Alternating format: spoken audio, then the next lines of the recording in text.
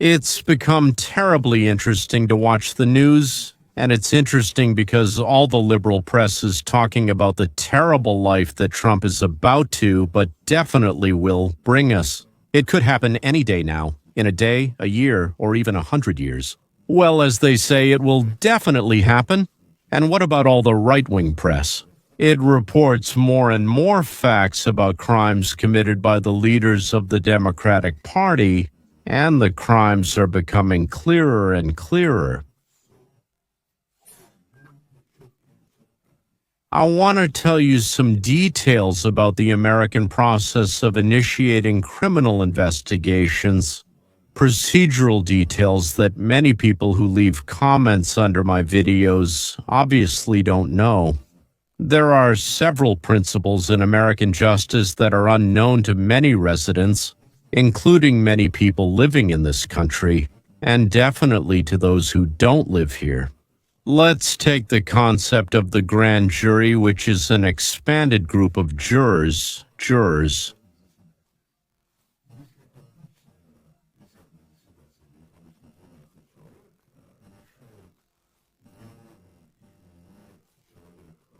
All statements made in court. First of all, it's not 12, but usually from 16 to 23 people. They decide whether there are grounds to start a judicial investigation from the Crimean RS department in court. This is not an open hearing with a judge, defense attorneys, or anything like that. It's the prosecutor who reports his findings, presents his materials, and shares his thoughts, saying, "I think we need to look into this seriously because it really looks like a crime has occurred." And the grand jury decides whether there is, let's say, suspicion of a crime in these materials, or if it's all just the prosecutor's imagination, or maybe the investigators are making things up, and so on. By the way, this is a very interesting way to check the work of investigators and prosecutors, and it stops a lot of fabricated or poorly investigated cases. But let's say this is what the grand jury does. It listens and then it says no, it votes no. There are enough grounds, so to speak, to open a case, start legal proceedings, pursue prosecution, and so on. Yes, so even after being refused, the prosecutor can look for new evidence, and if he finds it, he can apply again. The grand jury vodka, but the meeting itself, so to speak, the fact that a serious prosecutor, or say the chief prosecutor, the attorney general, or someone else, demands the creation of such a grand jury. Usually this means that the prosecutors have gathered enough, in their opinion, facts for an indictment, if they can convince the jury that they have something in hand, an indictment that allows them to start the trial. Fox News can confirm that Attorney General Pam Bondi today signed an order directing an unnamed United States federal prosecutor to present evidence to the grand jury regarding the alleged conspiracy, with the aim of linking the 2016 election candidate Donald Trump to Russia. Fox News has now reviewed the one-page order signed by the Attorney General just a few hours ago. A source familiar with the investigation also confirms this, although the Department of Justice declined to comment on the investigation report. FOX reported that Attorney General Bundy takes the recommendations of Director of National Intelligence Tulsi Gabbard very seriously. The press secretary says that Bondi believes there is an obvious reason for deep concern and a need for the next steps. This step will be taken just a couple of weeks after the Director of National Intelligence, here she is, Tulsi Gabbard, submitted a criminal complaint to the Department of Justice about what she says proves the existence of a conspiracy, with the aim of undermining Trump's candidacy and later his first term in office. To be clear, as of today, no charges have been filed. There are no indictments. This is an incredibly early stage. The process, gentlemen? Justice, if it's not leftist communist, moves slowly. It has to go through all the stages of the law. They weren't written for nothing, but so that there wouldn't be any mistakes and innocent people wouldn't be punished. I hope you've heard about the notorious troikas, meaning the Bolsheviks. That was fast, but absolutely disgusting and bloody, nightmarish.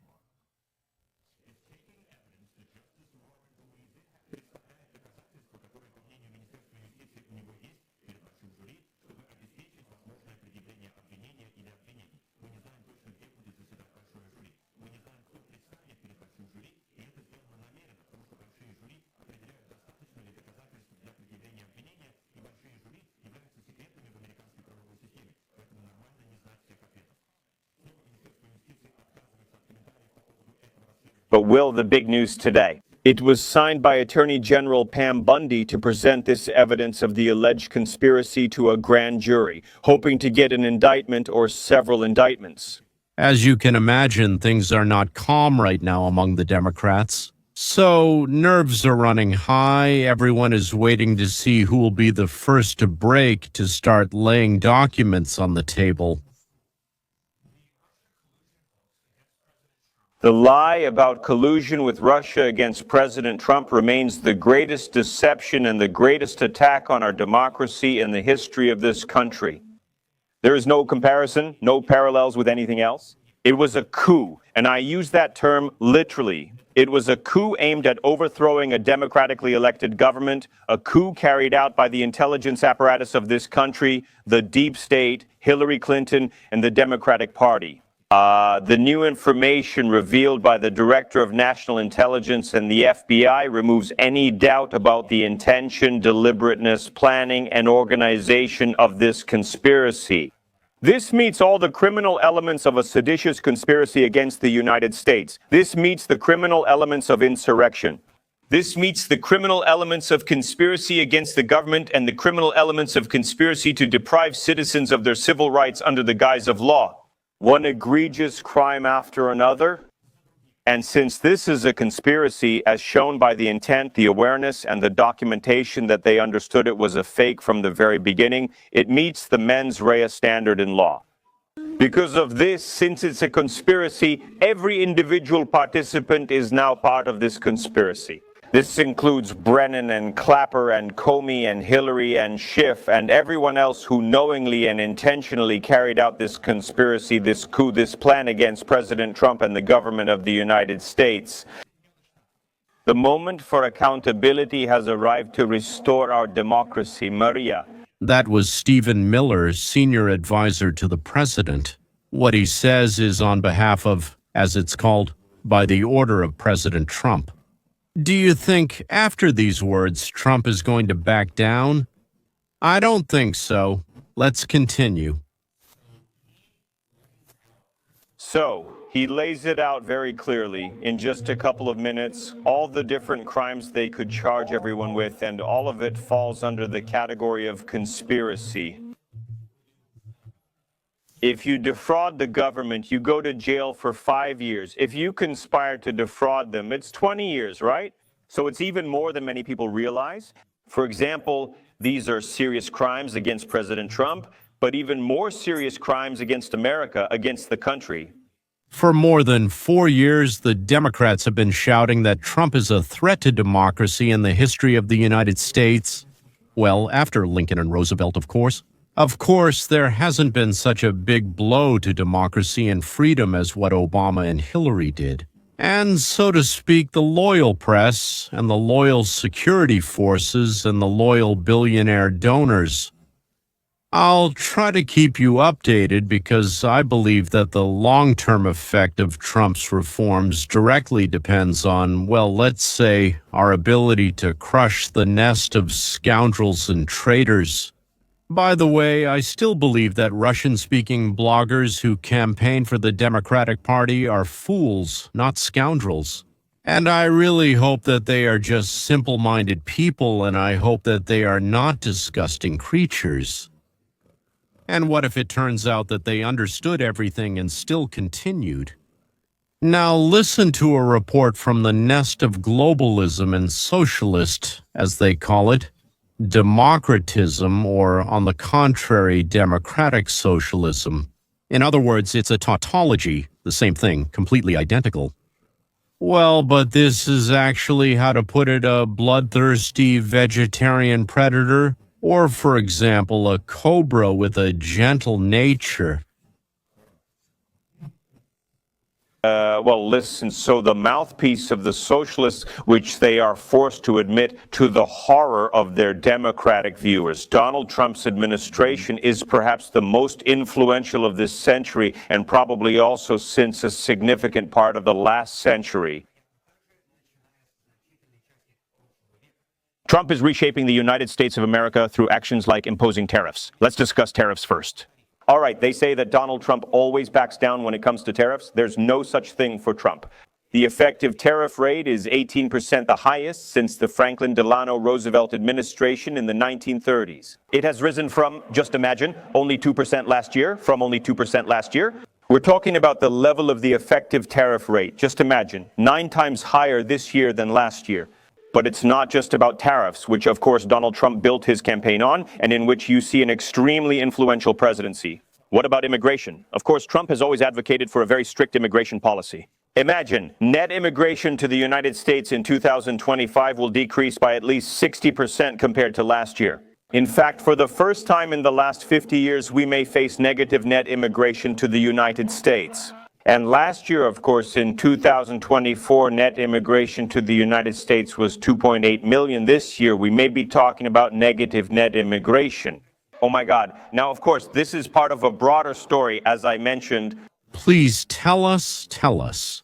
Or better yet, show us. Send this video to your Democrat friends. And note, you don't have to just listen and that's it. They just won't do it. Just mock the minutes and seconds where their favorite CNN is speaking. We're talking about immigration, pure immigration. We're talking about the impact of the tariff rate. What's interesting is how Donald Trump does it. He signs a bunch of executive orders. Imagine 180, the most in a year since Franklin Delano Roosevelt. Oh God, you have to go back to the first half of the 20th century? And for comparison, Joe Biden signed, imagine, only 77 in his entire first year, and now just a few by August. Donald Trump is making history with 180. 180 executive orders have been signed so far this year. That's why I said that, in my opinion, Donald Trump is the most influential president of this century and probably a significant part of the last century. That's because he's changing the country in terms of tariffs, he's changing the country in terms of net immigration, and he's changing the country in terms of how many policy changes he's making through executive orders. As I said, this is truly a historic event. Love it, like it, or just tolerate it? What does it mean that Trump is effectively reshaping life in the United States and that with his help, inflation disappeared, illegal immigration disappeared, emergency room lines in hospitals disappeared, Americans started finding jobs and got off government subsidies, and earnings increased, not to mention strengthening NATO, establishing peace between India and Pakistan, ending a 30-year war in Africa, and opening the markets of the European Union, Japan, and South Korea to American goods. And also organizing the largest artificial intelligence center in the world in Pennsylvania. I would even add one more thing to that, increasing energy exports and influencing global prices. I'm sure I've forgotten a lot more. Because that's what I voted for, that's what I wanted. The most influential person in the last 100 years to become the president of my country. That's why I voted for Donald Trump 3 times, and I know many of you did too. It's just amazing. All right, now listen, the Democrats are so stupid. They think they're smart, but in reality, they're stupid. Or, as I've said many times before, they're either scumbags or they've gone off the rails, they've lost their minds. Now we know how Russia gets started, and we know that it was a lie. Starting with Hillary Clinton's campaign, that Hillary Clinton's campaign realized they had problems because of the email scandal that broke out in 2015 after Benghazi. We found those strange emails of hers, and people were asking what server it was on and so on. And this created a problem for her all the way up to Election Day in 2016 as she was approaching Election Day. She decided to make up 2 lies about Donald Trump to distract from her email scandal. She obtained the Steele dossier through the company Fusion GPS, which was paid for by her company, and she brought in the group CrowdStrike, which was responsible for the hack. This is the one who claimed that the Russians hacked the Democratic National Committee's email. She made up this whole story about the Russians doing terrible things. In tandem with Donald Trump, yes, to hurt Trump, but also mainly to distract from her own scandal. And we also know that Obama knew. We also learned from the declassified memo by Director of National Intelligence Tulsi dated December 7, 2016, that the intelligence assessments about the intrusions into the Democratic National Committee's emails were based on evidence found by CrowdStrike, which was working directly for the Clinton campaign. All right, and then this information was leaked to a Washington Post reporter named Ellen Nakashima. In other words, the intelligence assessments about the intrusions into the Democratic National Committee's emails were based on evidence found by CrowdStrike, which was working for Clinton. So Clinton was the one who organized all these big revelations. Oh, my emails or the Democratic National Committee's emails were hacked by Russia. Oh, Donald Trump made prostitutes urinate in front of him in a hotel room in Russia. Okay. So she did it, and she did it to distract from her own emails. And Obama knew. His intelligence community came to him and said, "We just learned from the Dutch, who are spying on the Russians, that the Russians revealed Hillary Clinton's plan to do all this, to say that Trump is a Russian agent, and that she was going to do it to distract from her email scandal." Obama knew. He knew, as far as I can tell, it was either in September or August of 2016. He knew. Here he is in December 2016, after she lost the election, in an interview that has resurfaced online discussing these issues. Listen. Do you think the Russian hacking attack on the Democratic National Committee and other targets influenced the outcome of the election? Elections can always turn out differently. You never know what factors will have an impact, but I have no doubt that this had some effect. Is everyone else surprised by the CIA's assessment that this was done deliberately to improve Trump's chances?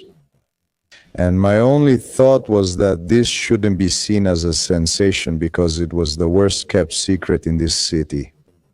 Everyone understood that. It was reported. This is a fairly obvious conclusion that people made, and indeed did make, that it helped Trump's campaign and hurt Hillary's campaign. My only thought was that we shouldn't suddenly act now, as if this is some huge revelation. Every intelligence agency in the federal government has come to the consensus that the Russians hacked the Democratic National Committee. And the information that has now been made public was the result of a decision by Russian intelligence and top-level Russian officials. So what the CIA is now assessing is that this was done deliberately to sway the election toward a particular candidate. It shouldn't be a surprise to anyone, and in fact, it isn't a surprise to anyone. Do you realize that 100% of what Barack Obama said is a lie? Not 99, not 99, 5, but 100%. That scumbag organized everything himself. Well, let's split the blame between him and Hillary. And then clicking his tongue and pretending to choose his words, acting like it's hard for him to say, like he's trying to be reasonably balanced. He lied, and lied. And he did it so that things would be good for us, badly. So that the reforms Trump was making wouldn't happen, so that the country would live worse, so that we would start to hate each other. A scumbag and a bastard. But as he says, that doesn't surprise you, right? It doesn't surprise anyone at all. We already knew that. It's all a lie. Everything he said was a lie. They knew, the intelligence community knew, that the Russians didn't hack the Democratic National Committee, and he was informed about it, and they knew that the Russians had no intention of helping Trump at all. At best, it was a low-confidence assessment from someone in the intelligence community, which was only elevated to the level of actual action in the intelligence assessment. Thanks to President Obama, he demanded it, and now he's acting like, well, everyone knew about it. They knew that the Russians had hacked the Democratic National Committee. And they knew that they wanted to help Trump. Everyone knew that. They knew it was being reported. Why was it being reported? Because your intelligence people leaked the information to Ellen, what's her name, from the Washington Post, and others from the New York Times. You fed false information to those stenographers in the press, who then did what you wanted, so you could end up on National Public Radio in December, pretending that this is already known, that everyone knows about it. Meanwhile, the truth is, as we saw in those documents, Tulsi, he knew that everything he told Michael there was untrue. This is from one of the documents that was released at the end of last week, Tulsi, and the headline here is that John Brennan, who is the head of the CIA, informed President Obama, Vice President Joe Biden, Director of National Intelligence Clapper, and FBI Director Comey about the possibility of Clinton's plan to link Trump to Putin. This happened on August 3, 2016. The head of the CIA met with Barack Obama and others and said that Hillary Clinton was preparing to falsely claim that there was a Russian influence operation involving Donald Trump. About his handwritten note, Brennan, after the meeting, stated, quote, "We are getting additional information about Russian activities, indicating the alleged approval by Hillary Clinton on July 26 of a proposed plan from one of her foreign policy advisors to discredit Donald Trump by fueling a scandal, claiming Russian interference through Russian security services. He knew. Obama knew this was coming. And then, when leaks started to appear, that he was doing bad things with prostitutes in Russia. And Putin has compromising material on him. Or, the Russians hacked the Democratic National Committee's emails. They didn't pause to question who was behind Hillary Clinton's plan or the information presented. Oh, wait, these things about prostitutes came from the Steele dossier. Who financed it? It's the Clinton campaign, regarding the claim that Russians allegedly hacked the Democratic National Committee. This came from CrowdStrike. Who funds them? The Clinton campaign? They didn't stop to say any of this. They hid it all. They ignored it. They used the Steele dossier as if it were real evidence, and the information from CrowdStrike as if it were real evidence, to hang this on Trump like an albatross. And then Obama talks about it on National Public Radio after Hillary lost. Like, we all knew the Russians did it. We've known this for a long time, for several months now. It was obvious to everyone. All of this was so damaging. It was such a disgusting, dirty, dangerous lie. And there will be accountability, Michael. I'm really starting to believe that we'll see an indictment as early as this month, because the statute of limitations on some of the lies told during the Durham investigation, which was in 2020, is about to expire soon. You see, the reason why Tulsi Gabbard and Pam Bondi are in a hurry is because some of the crimes might reach the statute of limitations. There's a 5-year limit, after which you can't prosecute anymore. Conspiracy charges often carry sentences of up to 10 years. Often, if new facts emerge, it can extend beyond 5 years.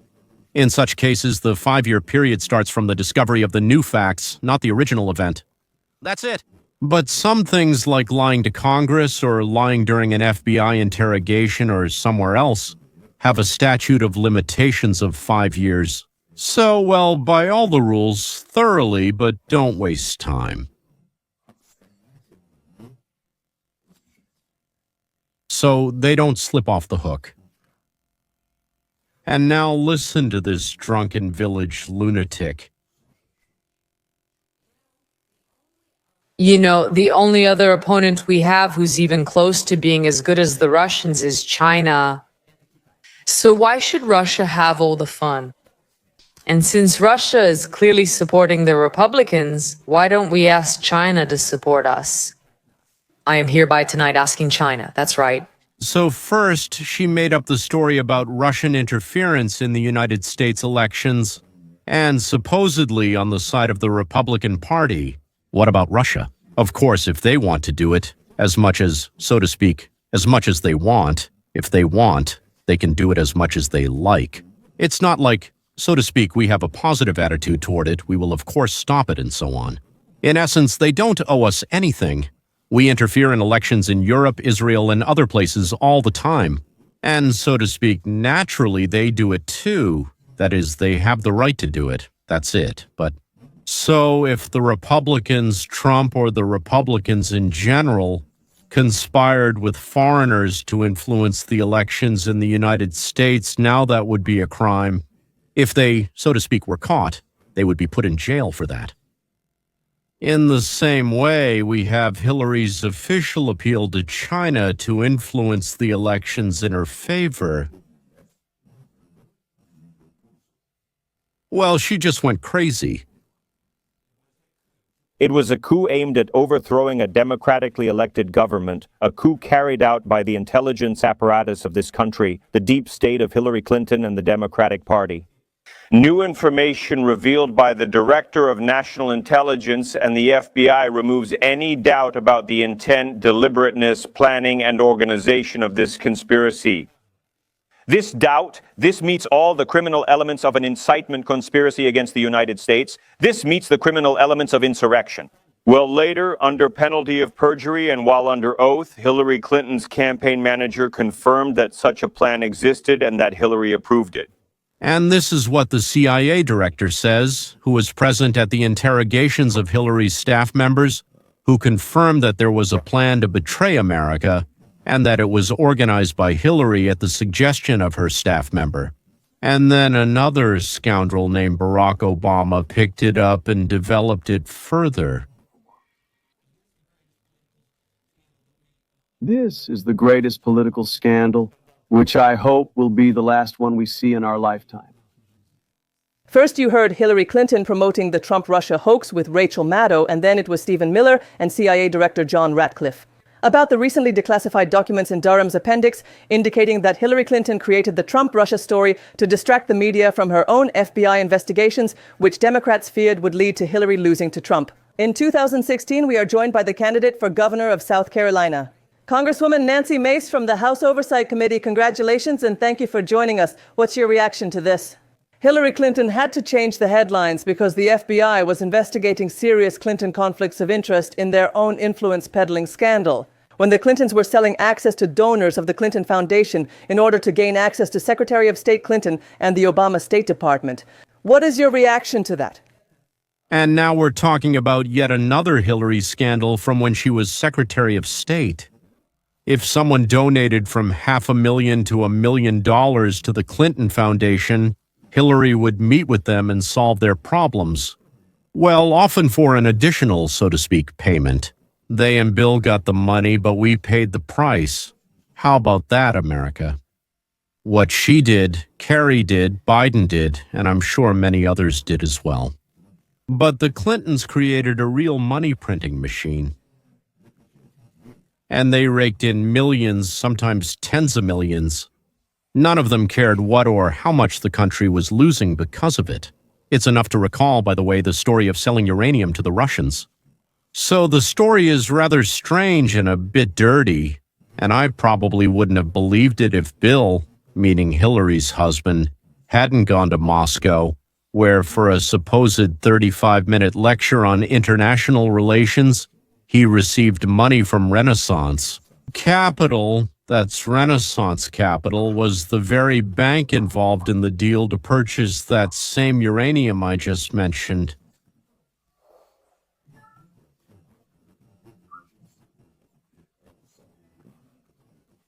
That's the kind of pies with rice and rotten fish we have going on here. And what do our lawmakers think? Well, if that's true, then it looks like Hillary Clinton broke the law and Hillary should be in handcuffs. And I hope that when charges are brought, it won't turn into another Benghazi. Because I, like every other hardworking American, am tired of people, especially politicians, breaking the law and disregarding the Constitution. Threatening democracy without consequences, real consequences needed. And I believe in the leadership of the Trump administration. Yes. United States Attorney General Pam Bondi is addressing the federal grand jury to present evidence in this case. We don't know who might be charged. Again, it's premature. We're only at the beginning of this process. But, Congressman, the details of this case are quite devastating. Hillary was doing damage control. In 2016, the FBI was investigating alleged fraud and corruption in the Clinton Foundation. That's what the media called it. The Associated Press found out, listen to this, The Associated Press discovered that more than half of the private individuals who met with Secretary Clinton during the first half of her term were donors to the Clinton Foundation. Congresswoman, 85 donors collectively contributed a staggering $156 million to the Clinton Foundation, which is more than half of its 2015 budget. Countries like Saudi Arabia and Kuwait donated to the Clinton Foundation while conducting business with Secretary Clinton. And Bill Clinton received huge speaking fees. These speeches were paid for by organizations that had an interest in the White House during the Obama administration. Sounds like a lot of dress up and play. We witnessed this during Joe Biden's vice presidency. This is the Democrats' strategy, and she should be held responsible for her actions. This is transparency, and I hope that we will follow the letter of the law and provide as much transparency and accountability to the American people as possible. Because they tried to take down Donald Trump with lies and deceit, and he weathered the storm. He endured everything to become the president of the United States. And that was just a way for her to cover up her wrongdoing and what she was doing, deceiving not only Americans, but also other countries. I mean, well, it's already clear that half the country is fed up with the Democratic Party leadership. And that the White House, the Department of Justice, the FBI, Congress, the Senate, all the Make America Great Again movements are demanding immediate punishment, no matter who these criminals are. And maybe for the first time in United States history, those who ruled over us, thinking of us as both scared and idiots, will finally get what they deserve. Well, I really want to believe it, although it's very hard to believe in something that has never happened before. There. And now, the cherry on the cake. I want you to take a look at another revelation from CNN. They were talking about the popularity of the Democrats. So, for example, if 52% say they're doing well, and 48% say they're terrible, that's called +4. 52 minus 48 equals 4, right? So that's positive. Since it's a plus, it's positive. Positive 4. If it's the other way around, 48 say they're good guys and 52 say they're terrible and awful, then that's -4. It's clear, right? 48 minus 52 equals -4. When a politician or a party has -10, well, what does that mean? It means 45% are for them, 55% are against. That's very bad. -20, let's say, 40% are for, 60% are against. That's terrible. Anything more than 20% is a disaster. And now, take a look. One of the reasons why there is no leader, why no one wants to put someone at the top of their list, is that right now the Democratic Party brand is at rock bottom. This is complete and absolute garbage in the minds of the American public. The Democratic Party's approval rating hit record lows in polls by Wall Street Journal in 30 points, CNN 26 points, and Gallup in 26 points. Let's end on that note. Ladies and gentlemen, the Democratic Party, as they said on CNN, is underwater. So they're underwater by 26 or 30 points. To put it simply, that means they have, let's say, 35 in favor and 65 against. That's a blowout. It's like Prince Alexander Nevsky's victory at the legendary Battle on the Ice. Legendary. Because a skirmish between a couple dozen Teutonic knights and a couple dozen Novgorod warriors was turned by Stalin's order into a massive historical event, so that everyone could see how Russians were defeating Germans even back in ancient times. And not once did the Democratic Party fall through the ice on Lake Chad, but it's already very close to a possible split into two wings, or even a complete withdrawal from the political battlefield of the United States.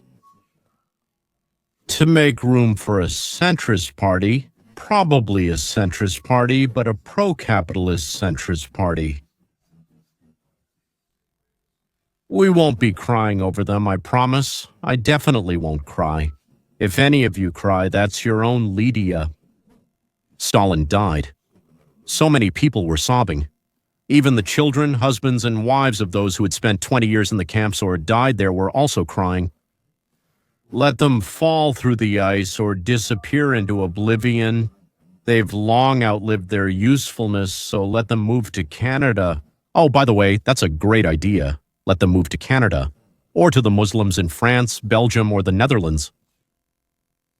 That's all, ladies and gentlemen, and I really hope we'll meet again soon. Because there's so much interesting material that it's just impossible to tear yourself away. Goodbye, continuation.